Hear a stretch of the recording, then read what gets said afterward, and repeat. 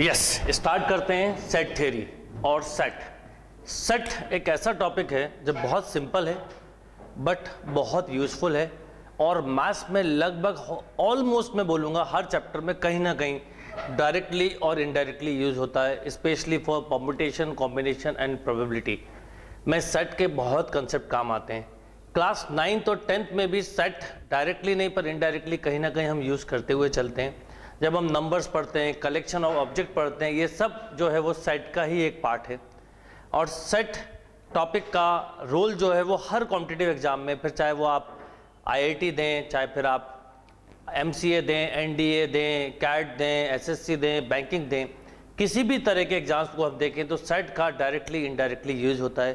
Chapter बहुत simple है, कुछ सिंबल्स हैं जो आपको समझने पड़ेंगे, तो कहाँ किस ढंग से पढ़ना है ये हम सेट में एक साथ डिस्कशन चालू करेंगे। राइट, सबसे पहले अगर हम बात करें सेट की, क्या डेफिनेशन है? A set is a well defined class or collection of object. Means एक कलेक्शन को हम सेट बोलते हैं। जैसे मैं बोलूँ सेट ऑफ वॉवेल्स तो आप बोलेंगे AEIOU, इस कलेक्शन को हमने सेट बोला। Set of first 6 prime numbers, तो प्राइम नंबर्स पहला क्या होगा? 2 3 5 7 11 1 2 3, ये 5 है, एक और लिख लीजिए अगर हमने 6 बोला है तो, like this. Right, set of natural number denoted by capital N क्या हो जाएगा? 1 2 3 4 5 एंड सो ऑन। राइट, मैं बोलूं सेट ऑफ इंटीजर्स तो क्या हो जाएंगे इंटीजर्स? सिंपल 0 1 2 3 -1 -2 -3। मैं बोलूं आपसे सेट ऑफ इंटीजर के बाद मैं बोलूं सेट ऑफ रियल नंबर, तो real number any number is real number except imaginary number, means -∞ to +∞। तो सेट का मतलब है कलेक्शन ऑफ डिफरेंट थिंग्स और ऑब्जेक्ट इज कॉल्ड सेट। बहुत अच्छा चैप्टर है, पढ़ने लायक चैप्टर है और बहुत अच्छे से आपके मैं कंसेप्ट भी डेवलप करूंगा।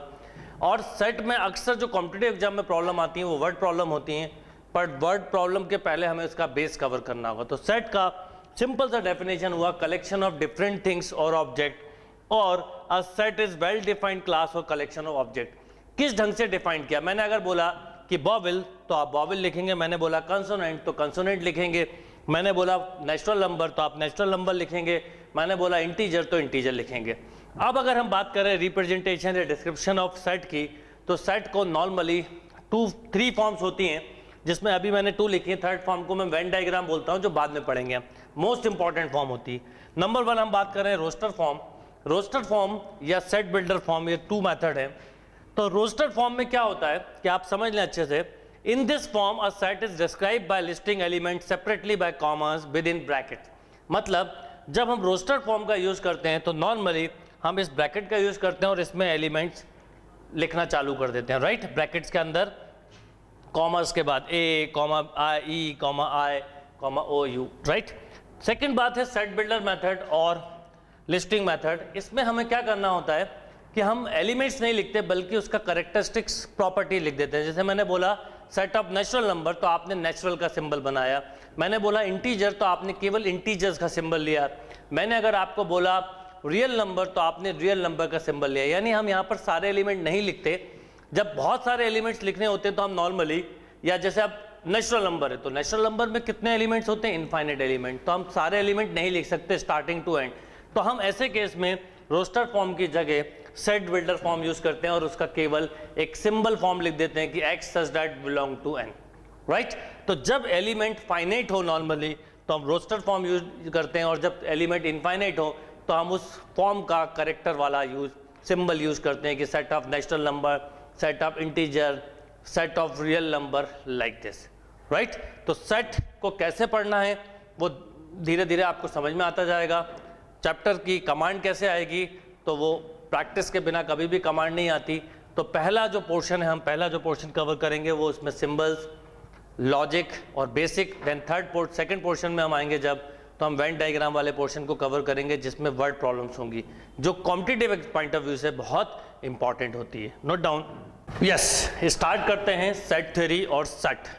मोस्ट इंपॉर्टेंट चैप्टर है ये। क्यों इंपॉर्टेंट है? क्योंकि ये एक ऐसा चैप्टर है जिसका मैथ्स में ऑलमोस्ट एवरी टॉपिक में कहीं ना कहीं डायरेक्टली और इनडायरेक्टली यूज होता है। स्पेशली परमुटेशन, कॉम्बिनेशन, प्रोबेबिलिटी में तो होता ही है, पर हम देखें तो बहुत सारे टॉपिक्स हैं जहां हम सेट का यूज करते हैं। इनफैक्ट क्लास 8, 9, 10 से भी हम टेस्ट सेट का यूज करते हैं। और सेट एक ऐसा चैप्टर है, सेट मतलब होता है कलेक्शन ऑफ ऑब्जेक्ट, राइट। तो इसका मतलब जैसे हमने क्वाड्रेटिक इक्वेशन का सॉल्यूशन निकाला, रूट्स मिले, इस रूट्स को हमने एक जगह कलेक्ट किया, इसका मतलब ये सेट हो गया। तो सेट एक बेसिक चैप्टर है, इसका आपने कभी ना कभी इनडायरेक्टली डायरेक्टली कुछ ना कुछ पढ़ा भी होगा। अब हम यह चैप्टर्स को कवर करेंगे और बहुत डिटेल में कवर करेंगे, क्योंकि चैप्टर बहुत डिटेल में पढ़ने वाला इंपॉर्टेंट चैप्टर है, कॉम्पिटिटिव पॉइंट ऑफ व्यू से बहुत इंपॉर्टेंट है। आप कोई भी एग्जाम ले लें, चाहे आप IIT का एग्जाम ले लें, आप MCA का एग्जाम ले लें, NDA का एग्जाम ले लें, एयरफोर्स का एग्जाम ले लें, कैट का एग्जाम ले लें, SSC का एग्जाम ले लें, बैंकिंग का एग्जाम ले लें, हर एग्जाम में यूज होने वाला चैप्टर है। इसलिए चैप्टर की स्टडी को आपको बहुत अच्छे से और डीपली पढ़ना चाहिए। वही पोर्शन हम भी कवर करेंगे, और जैसे जैसे इस चैप्टर में मैं आपके साथ बढ़ता जाऊंगा, आपके कंसेप्ट क्लियर होते जाएंगे। एंड सेकेंड इंपॉर्टेंट थिंग कि ये चैप्टर को हम समझें, तो इसको भी अगर हम थ्योरी से समझेंगे तो दिक्कत होगी, एग्जाम्पल के थ्रू अगर हम समझेंगे सेट तो ज़्यादा अच्छे से क्लियर होगा। तो हम एग्जाम्पल्स के साथ थ्योरी को समझते हुए चलेंगे, आपकी अंडरस्टैंडिंग टॉपिक पे बनती जाएगी। बात करते हैं सबसे पहले सेट की। तो सेट की बेसिक डेफिनेशन क्या, बहुत सिंपल डेफिनेशन है, a set is well defined class or collection of object. Means well defined का मतलब है कि पहले मुझे डिफाइन करना पड़ेगा। जैसे मैंने बोला कि सेट ऑफ वॉवेल्स, तो मतलब ये हुआ कि हम केवल इसमें वॉवेल लिखेंगे, AEIOU। मैंने बोला सेट ऑफ, सपोज मैंने बोला set of first 5 prime number, तो आप क्या क्या लिखेंगे, 2, 3, 5, 7, 11। मैंने बोला set of first 20 natural number. अब 20 लिखने में टाइम लिख रहा है, तो मैं ऐसा भी लिख सकता हूं, x belong to n, right, or equal to such that n is या x is less than equal to, यहां लिख देते हैं हम x is less than कितना, 20, right। मतलब ये हुआ कि हमारे पास सिंबल्स क्या, x की वैल्यू, x किसको बिलोंग कर रहा है, नेचुरल नंबर को, और x की वैल्यू क्या होगी। अगर मैंने बोला है कि 20 तो 20 इक्वल टू भी लगाएंगे, पर x किसको बता रहा है, नेचुरल नंबर को। तो इसका मतलब अगर हम लॉजिकली समझें तो 1, 2, 3, 4, 5, 6 एंड अप टू कहां तक, 20 तक, राइट। तो सेट को लिखने के डिफरेंट मेथड हो सकते हैं। हो सकता है हम ऑल एलिमेंट्स लिखें, हो सकता है कि हम एलिमेंट्स ना लिख के, क्योंकि जब एलिमेंट्स के नंबर ज़्यादा होते हैं तब उसका करेक्टरिस्टिक्स और सिंबल यूज करने लगते हैं। जैसे यहाँ पर 20 एलिमेंट में टाइम लिख रहा था, तो मैंने x को डिफाइन कर दिया किससे, n से, और x किसको बिलोंग कर रहा है, x की वैल्यू जो है वो लेस देन या इक्वल टू 20 होना चाहिए। पर क्योंकि x का मीनिंग नेचुरल नंबर है, तो हम 1, 2, 3, 4, 5, 6 लिखेंगे, राइट। अब बात करते हैं डिस्क्रिप्शन ऑफ सेट की। तो सेट को हम 3 मेथड से डिस्क्रिप्ट करते हैं या डिस्क्राइब करते हैं।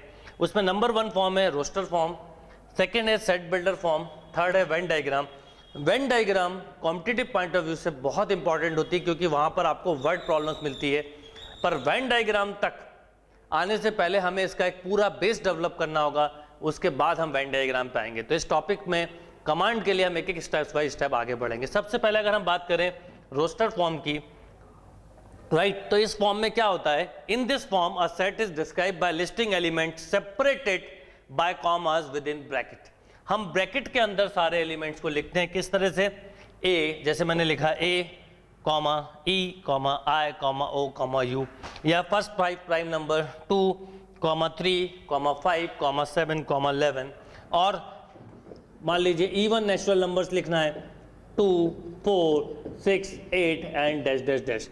कितने इवन नेचुरल नंबर लिखना है, अगर ये पता होगा तो हम डैश डैश ना लगा के स्टार्टिंग से एंड तक करेंगे। इसका मतलब रोस्टर फॉर्म में हमें हर एक एलिमेंट को सेपरेटली लिखना होता है, राइट। एंड सेकेंड अगर हम बात करें set builder form, set builder form में हमें सारे एलिमेंट को नहीं लिखना होता है, एक्चुअल में केवल उसका करेक्टरिस्टिक्स जो सिंबल है हम उसे यूज करते हैं। जैसे सेट ऑफ नेचुरल नंबर, तो मुझे अगर सेट ऑफ नेचुरल नंबर लिखना होगा तो मैं सिंपली क्या लिखूंगा, x such that x belong to natural number, right.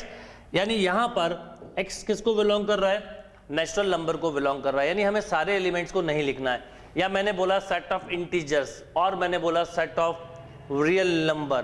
तो हम नॉर्मली इस मेथड में, सेट बिल्डर मेथड में कैरेक्टरिस्टिक्स सिंबल्स को यूज करते हुए चलते हैं। जैसे कॉम्प्लेक्स नंबर है तो सिंबल सी हो गया, पॉजिटिव इंटीजर तो हम जेड पॉजिटिव या आई पॉजिटिव लिख सकते हैं, राइट। इसमें भी नॉर्मली, इन जनरल में बोलूँगा, इसको जनरलाइज हमेशा ऐसा जरूरी नहीं है। नॉर्मली जब फाइनाइट एलिमेंट होते हैं या बहुत कम एलिमेंट होते हैं तो हम रोस्टेड फॉर्म को यूज़ करते हैं। जब एलिमेंट्स के नंबर ज़्यादा होते हैं तो हम नॉर्मली सेट बिल्डर मेथड को यूज़ करते हैं। पर आप दोनों में से किसी भी मेथड को यूज़ कर सकते हैं। डिफरेंस केवल यह है कि रोस्टेड फॉर्म में हमें ध्यान रखना है कि हम केवल हर एलिमेंट को सेपरेट लिखेंगे, और सेट बिल्डर फॉर्म में हम बात करें तो हम केवल उसके सिंबल्स को लिखेंगे, राइट। कुछ एग्जांपल्स देखते हैं जिससे दोनों मेथड आपको बहुत अच्छे से क्लियर होंगे। उसके बाद हम फिर टाइप्स ऑफ सेट्स पर आएंगे, राइट।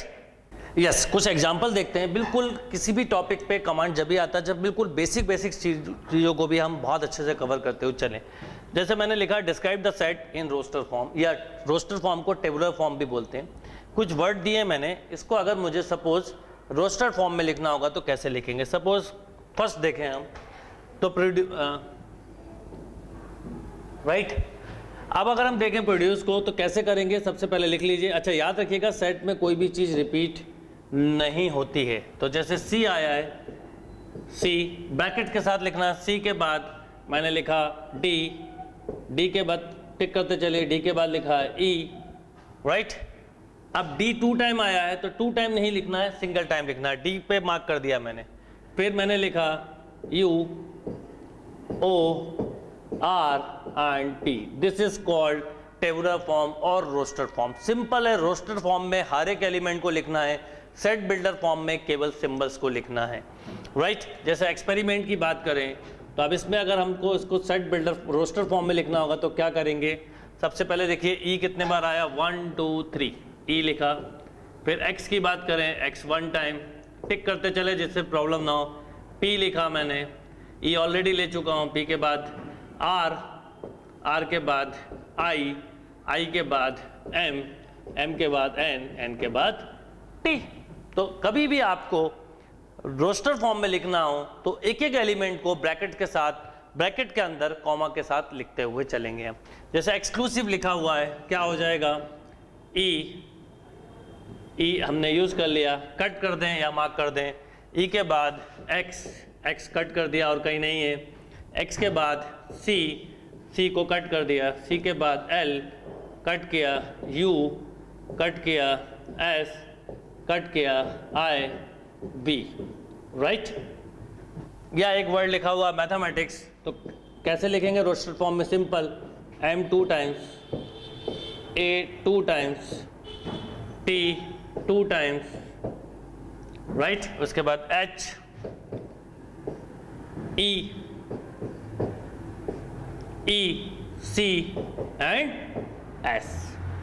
एक आई भी है, आई मत भूल जाना, लाइक दिस। तो रोस्टर फॉर्म में हर एक एलिमेंट को हमें कॉमा के साथ लिखते हुए चलना है ब्रैकेट के अंदर, राइट। इसी तरह से एक सेट बिल्डर का एग्जांपल देखते हैं, फिर टाइप्स ऑफ सेट पे आते हैं। बहुत ही बेसिक चीज़ है, पर जितना बेसिक से चैप्टर को कवर करेंगे टॉपिक पे उतना स्ट्रॉन्ग कमांड आपका बनेगा, नोट डाउन। यस, कुछ सेट बिल्डर फॉर्म के भी एग्जांपल देखते हैं। नॉर्मली इन जनरल जब इनफाइनाइट एलिमेंट्स या बहुत ज़्यादा एलिमेंट्स होते हैं तो हम सेट बिल्डर यूज़ करते हैं।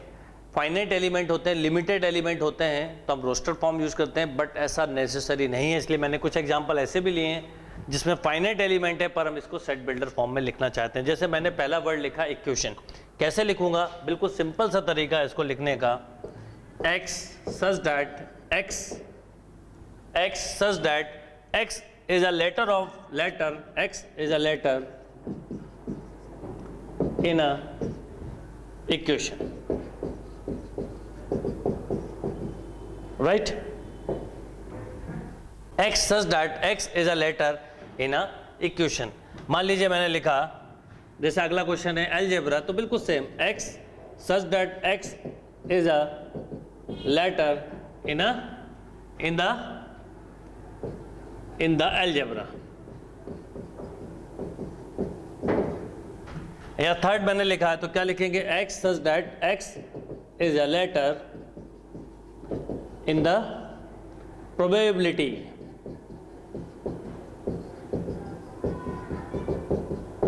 सिंपल सा तरीका है, तो आपको यहां पर सिंबॉलिकली बताना है कि x इसको बता रहा है, x such that x is a letter in the equation, या x such that x is the letter in the algebra, x such that x is a letter in the probability, right? तो finite elements में भी हम use कर सकते हैं। और अगर जैसे यहां पर दिया the set of reciprocal of natural number, क्या दिया है? The set of reciprocal of natural number. कैसे लिखेंगे? Simple, x such that x equal to 1 by n, n belong to natural number।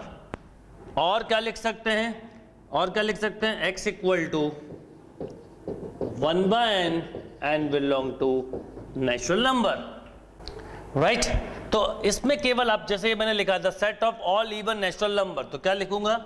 x such that x equal to 2n, n belong to natural number, right? और क्या लिख सकता हूं?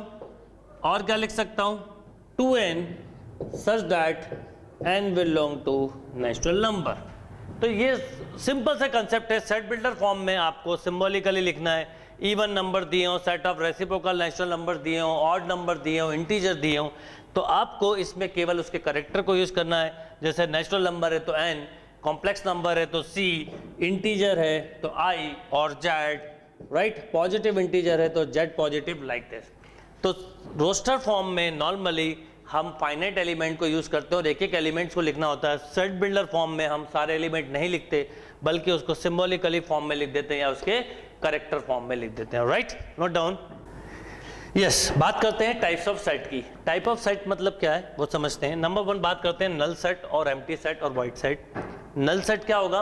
अ set, the set which contain no element at all is called the null set, right? एक ऐसा कोई भी set जिसमें कोई एलिमेंट ना हो उसे नल सेट बोलते हैं। नॉर्मली एम्प्टी सेट को हम या तो फाई या ब्रैकेट से डिनोट करते हैं। याद रखिएगा, एम्प्टी सेट को हम ऐसा नहीं लिख सकते क्योंकि इसमें एक एलिमेंट कंटेन कर गया। तो ऐसा कोई भी सेट जिसमें कोई एलिमेंट ना हो, बेसिकली उसे एम्प्टी सेट बोलते हैं। जैसे अगर मैं लिखूं, एक एग्जांपल लूं, x such that x square equal to -2, right? अब ये कैसा सेट होगा? मैं x बिलोंग टू कुछ भी लिख दूं, चाहूं तो मैं लिख दूं x belong to natural number, पर अगर हम लॉजिकली देखें तो एम्प्टी सेट होगा क्योंकि कोई भी नेचुरल नंबर का स्क्वायर नेगेटिव नहीं हो सकता। तो इस समय जो हमें एलिमेंट मिलेंगे ही नहीं, नो एलिमेंट होंगे, नो एलिमेंट एट ऑल। तो empty set means no solution. जब हम कई बार क्वाड्रेटिक इक्वेशन करते हैं, इक्वेशन सॉल्व करते हैं, तो कई बार नो सॉल्यूशन मिलते हैं, मतलब वहां पर हमको एम्प्टी सेट मिलेगा, राइट? सेकंड बात करते हैं फाइनाइट सेट। फाइनाइट सेट और इनफाइनाइट सेट बिल्कुल नाम से क्लियर है। फाइनाइट सेट मीन्स जिसमें एलिमेंट को हम काउंट कर सकते हैं नेचुरल नंबर के थ्रू, 1 2 3 4 5। जैसे इस क्लास में कितने स्टूडेंट, तो मैंने बोला 60, 1 2 3 4 5 6 7। फिंगर कितनी? 10। हमने इनको काउंट कर लिया। जिस चीज़ को हम काउंट कर सकते हैं बेसिकली फाइनाइट सेट, जिसको हम काउंट नहीं कर सकते हैं नेचुरल नंबर से, उसको बोलेंगे हम इनफाइनाइट सेट। जैसे स्टार कितने हैं तो हम बोलेंगे इनफाइनाइट, हमारे सर पे बाल कितने हैं तो हम बोलेंगे इनफाइनाइट। जो चीज़ काउंट ना हो, जो काउंट हो जाए उसे फाइनाइट बोलेंगे। तो डेफिनेशन क्या है? A set is called a finite set if it is either empty set, empty set भी फाइनाइट सेट का ही एग्जांपल है, और it's element can be listed by natural number, जिसको हम नेचुरल नंबर से लिस्ट कर सकते हैं। जैसे मैंने लिखा set of first 5 natural number, ये फाइनाइट सेट हो गया। Infinite set means a set whose element cannot be listed by the natural number। जैसे मैंने लिखा set of natural number। अब natural number हमें ये पता है 1 से स्टार्ट है, पर end कहाँ से ये नहीं बता सकते, इनफाइनाइट एलिमेंट होगा। मैंने लिखा इंटीजर्स, क्या होगा? 0 1 2 3 4 एंड सो ऑन, -1 -2 -3, इसमें भी इनफाइनाइट एलिमेंट होंगे। तो फाइनाइट सेट मतलब जिसमें स्टार्टिंग से लेके एंड तक के एलिमेंट को हम काउंट कर सकें थ्रू नेचुरल नंबर, मीन्स 1 2 3 4 5। पर इनफाइनाइट सेट मतलब जिसमें हम एलिमेंट का स्टार्टिंग बता सकते हैं पर एंडिंग नहीं बता सकते, या एंडिंग बता सकते हैं स्टार्टिंग नहीं, मीन्स जिसमें एलिमेंट को हम लॉजिकली काउंट ना कर सके, इनफाइनाइट सेट। एम्प्टी सेट मतलब कोई भी एलिमेंट नहीं होगा, राइट? तो नॉर्मली जब सॉल्यूशन में कोई सॉल्यूशन नहीं मिलता तो हम बोलते हैं एम्प्टी सेट या इसको पाई या ब्रैकेट से हम डिनोट करते हैं, राइट। ये बिल्कुल बेसिक टाइप्स ऑफ सेट के कंसेप्ट हैं। एक एक कंसेप्ट को क्लियर करेंगे तो चैप्टर पे अपने आप कमांड बनता जाएगा। Note down. यस, नेक्स्ट बात करते हैं cardinal number of a finite set. Cardinal number of a finite set का क्या मतलब है समझ लीजिए। पहले तो कॉर्डिनल नंबर जब भी बोलें तो इसका मतलब हम फाइनाइट सेट की बात कर रहे हैं। जैसे सपोज मैंने ए लिखा, नंबर ऑफ एलिमेंट्स को कॉर्डिनल नंबर बोलते हैं 1 2 3 4 5, तो मैं लिखूंगा NA इक्वल टू 5। मीन्स एक सेट में कितने एलिमेंट कंटेन कर रहे हैं इस called cardinal number of a finite set कहलाएगा। जैसे सपोज मैंने लिखा B इक्वल टू 2 3 7 8 9 10, काउंट करिए 1 2 3 4 5 6, तो नंबर ऑफ कॉर्डिनल होंगे यहाँ पर 6, राइट। तो कॉर्डिनल का मतलब हुआ कि किसी भी फाइनाइट सेट में जो नंबर ऑफ एलिमेंट्स हैं उसे कॉर्डिनल नंबर बोलते हैं। अगर n एलिमेंट्स हैं तो कॉर्डिनल नंबर n हो जाएगा। नेक्स्ट बात करते हैं इक्विवेलेंट सेट की। टू सेट, इक्विवेलेंट और इक्वल सेट में क्या डिफरेंस समझ लीजिए। इक्विवेलेंट सेट में कॉर्डिनल नंबर इक्वल होना चाहिए। सपोज मैंने ये लिखा 2 3 4 5 और सपोज मैंने B लिखा ABCD। अगर हम देखें तो इसका कॉर्डिनल नंबर भी 4 है और इसका कॉर्डिनल नंबर भी 4 है, राइट। इसका मतलब हम बोल सकते हैं कि in term of cardinal number से ये दोनों इक्विवेलेंट हैं, राइट। मतलब टू सेट्स इक्विवेलेंट होंगे अगर उनके कॉर्डिनल नंबर सेम होंगे। अगर इक्वल सेट की बात करें तो कॉर्डिनल नंबर सेम होने के साथ साथ एलिमेंट भी सेम होना चाहिए। जैसे मैंने ए लिखा 1 2 3 4 5, मैंने सपोज बी लिखा 5 3 2 1 4, बस मैंने एलिमेंट आगे पीछे लिख दिए। इसका कोऑर्डिनल नंबर 5 है, इसका भी कोऑर्डिनल नंबर 5 है, तो इक्विवेलेंट तो है ही। पर अगर हम देखें तो इनके एलिमेंट्स भी इक्वल हैं। देखिए यहाँ पर इसलिए मैंने ABCD लिखा था, यहाँ एलिमेंट इक्वल नहीं थे इसलिए इक्विवेलेंट बोला। इक्वल में एलिमेंट्स भी सेम होना चाहिए, तो यहाँ पर हम बोल सकते हैं A इक्वल टू B, यानी इसमें अगर हम इसको X के साथ बोलें तो X A को भी बिलोंग करेगा, X B को भी बिलोंग करेगा, राइट। तो इक्विवेलेंट का मतलब हुआ logically number of elements equal हो दो सेट में, और इक्वल सेट में नंबर ऑफ एलिमेंट इक्वल होने के साथ साथ उन एलिमेंट्स की वैल्यू भी सेम होना चाहिए, राइट। Note down. चलिए नेक्स्ट बात करते हैं टाइप्स ऑफ सेट में। सबसेट।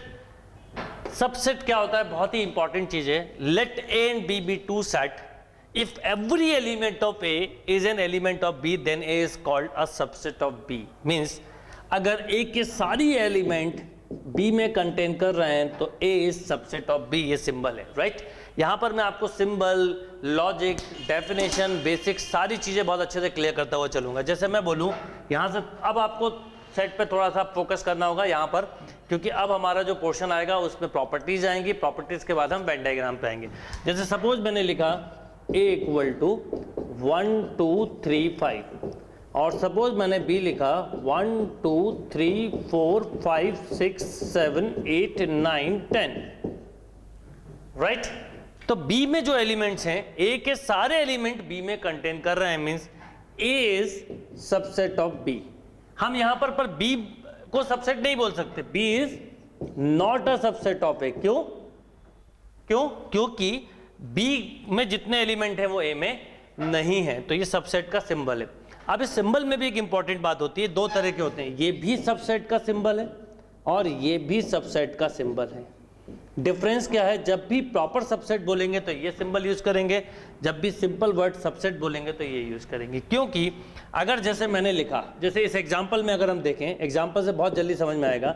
मान लीजिए A मैंने लिए इवन नंबर 2 4 6, B मैंने लिया 1 to 10 या 1 to 6। अब देखिए A के सारे एलिमेंट B में कंटेन कर रहे हैं, तो इस समय A इसका प्रॉपर सबसेट है, राइट। ये एक सिंबल है, अगर आप दोनों में से कोई भी यूज कर लेंगे तो कोई प्रॉब्लम नहीं, पर इसमें ये कंफर्म हो जाता है कि एक में कम से कम एटलीस्ट वन एलिमेंट ऐसा जरूर होगा जो B में है पर A में नहीं है।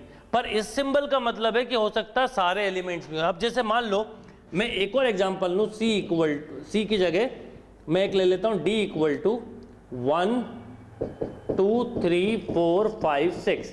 अब देखिए B में भी जितने एलिमेंट है उतने D में है, तो हम ऐसा बोल सकते हैं B is subset of D। यहां पर मैं ये सिंबल यूज करूंगा। तो प्रॉपर सेट, सबसेट और सबसेट में कोई डिफरेंस नहीं है। डिफरेंस बस इतना ही होता है कि इस सिंबल से हमें एक चीज समझ में आती हो सकता है, जब मैंने लिखा A is subset of B, तो मे बी कि number of element of A, cardinal number of element of A equal to maybe B। पर अगर मैंने ये यूज किया है तो इसका मतलब ये पक्का है कि A के एलिमेंट के नंबर B से कम होंगे। अगर B में मान लीजिए 10 है तो A में लेस देन 10 होंगे, मीन्स 9, 8, 7, 6, 5 कुछ भी हो सकते हैं। पर जब मैंने ये लिखा है तो अगर B में 10 है तो A में 10 भी हो सकते हैं और लेस देन 10 भी हो सकते हैं। अब बात करते हैं कि नंबर ऑफ सबसेट कितने होते हैं। तो कुछ एक नोटिस चीजें याद रखनी है आपको, जैसे empty set is a subset of every set, मतलब किसी भी सेट का सबसेट एम्प्टी सेट होता है। जैसे मान लीजिए मैंने लिखा A इक्वल टू AB, तो इसके सबसेट क्या होंगे? इसका एक सबसेट होगा A, एक होगा B, एक होगा AB इटसेल्फ और एक होगा एम्प्टी सेट, राइट। यानी सिंपल सा लॉजिक है, if A set contain n element, मान लो n एलिमेंट्स हैं, तो number of subset is 2 power n। तो जैसे यहाँ पर 2 एलिमेंट है, कॉर्डिनल नंबर देख लीजिए, तो 2 का स्क्वायर 4। सपोज मेरे पास 3 एलिमेंट हैं A B C, तो इसके सबसेट कितने होंगे? 2 का क्यूब मीन्स 8, राइट। 3 एलिमेंट्स हैं, कॉर्डिनल नंबर देखिए 2 का क्यूब 8। ये 8 सबसेट में याद रखिएगा, एक सबसेट हमेशा एम्प्टी होता है, एक इटसेल्फ होता है सेम, राइट। और बाकी जैसे A B C, A B A C and B C।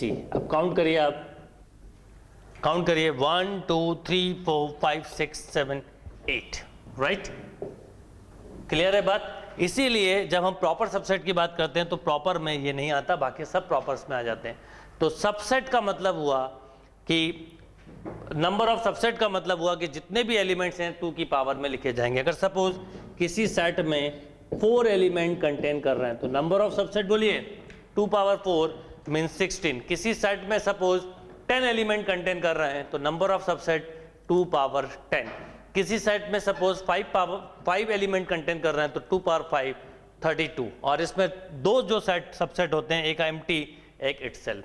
और याद रखिएगा empty set is a subset of itself and empty set is a subset of all set. Empty set सभी set का subset भी होता है और अपने सेट का भी सबसेट होता है। और नंबर ऑफ सबसेट की बात करें तो 2 पावर n। यस, कुछ इंपॉर्टेंट नोट है जो मैंने अभी बोले भी थे, और मैं चाहूंगा कि आप नोट भी करते हुए चलें। हर एक चीज को जितना सिस्टमेटिक पढ़ते हैं उतना ही हमें लॉन्ग टर्म बेनिफिट होता है। ये नोट भी ध्यान रखना, आप जब नोट्स बनाए तो छोटी छोटी चीजें नोट करते चला करें। जैसे मैंने अभी बोला था, every set is a subset of itself. Her set अपना सेट का सबसेट होता है। The total number of subset of a finite set containing n element is 2 power n। The empty set is a subset of every set. ये मैंने अभी आपको बताया था, इसको आप नोट भी कर लो। एम्प्टी सेट सभी सेट का सबसेट होता है, एक सबसेट इटसेल्फ होता है। और नंबर ऑफ टोटल सबसेट की कभी भी बात करें तो अगर n एलिमेंट कंटेन कर रहे हैं तो 2 पावर n। अगर किसी सेट में 4 एलिमेंट हैं तो टोटल नंबर ऑफ सबसेट 16 होंगे, जिसमें एक इटसेल्फ और एक पाई होगा। अगर किसी सेट में 5 एलिमेंट है तो टोटल सबसेट 32 होंगे, एक इटसेल्फ और एक पाई के बाद 30 रिमेनिंग होंगे, right. Note down. Yes, next बात करते हैं पावर सेट की। पावर सेट क्या होता है? सिंपल सा बात है, जो हमने सबसेट निकाले उनके कलेक्शन को एक जगह हम इकट्ठा कर दें, is called power set. Definition भी वही लिखी है, let A B a set then the collection और फैमिली ऑफ ऑल सबसेट। ध्यान दीजिएगा, let A B a set then the collection or family of all subset of A is called the power set of A and denoted by power set of A as such that S is subset of A। Suppose मैंने A लिखा A B C।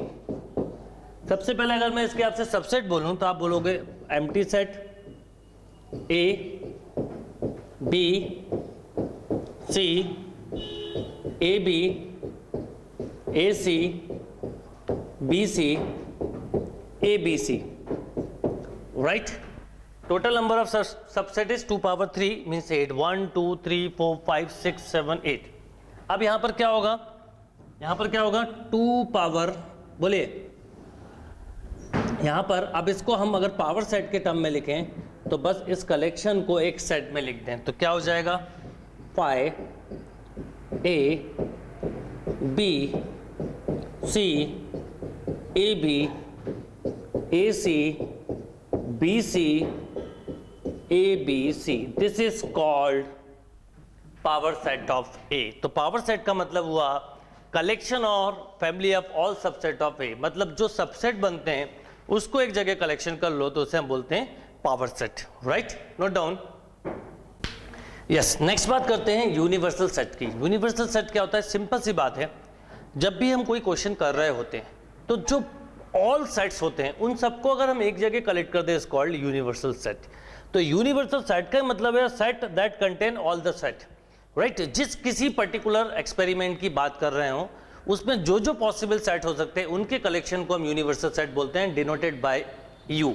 And remember universal set problem to problem differ कर सकता है और करता है। तो normally जैसे मैंने बोला कि ए है 1 2 3, सपोज मैंने बोला बी 3 4 5, सपोज मैंने सी बोला 6 7, सपोज मैंने बोला टी 2 8, ऐसे बनाते जाएं। और एक मैंने अगर यूनिवर्सल सेट लिया सपोज 1 2 3 4 5 6 किसी पर्टिकुलर क्वेश्चन में, तो अब मैं जो भी एग्जाम्पल लिखूंगा या सबसेट लिखूंगा उसमें इन 10 एलिमेंट के अलावा कोई भी एलिमेंट नहीं हो सकते। तो यूनिवर्सल सेट का बेसिक मीनिंग है प्रॉब्लम टू प्रॉब्लम में डिफर होता है, पर ऑल सबसेट जहां पे कंटेन कर रहे हो उन सबको कलेक्ट करके हम रख लें is called universal set, right.